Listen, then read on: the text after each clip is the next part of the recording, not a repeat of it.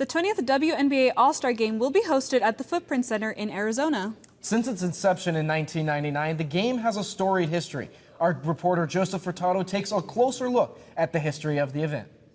The WNBA All-Star Game made its debut 25 years ago in 1999 at Madison Square Garden.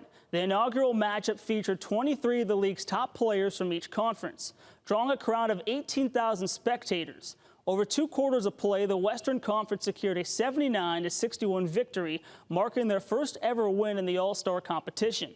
Just a year later, Phoenix hosted the second All-Star Game at America West Arena, now known as the Footprint Center, where the Western Conference won again in front of a crowd of 17,000 fans. Tina Thompson went on to be named MVP of the game.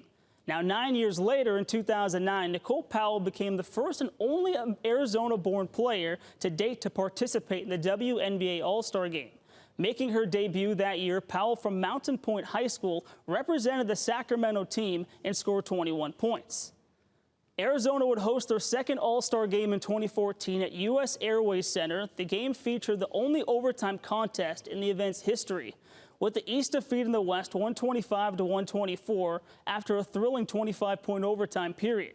At the 2017 All-Star Game, Sue Bird set the record for most assists in a game with 11, and the West 130-121 win over the East.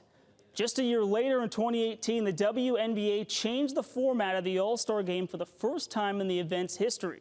The league implemented a pick-your-team format, moving away from the traditional East versus West matchup. Prior to the change, the West had dominated the East with a 10-3-1 record.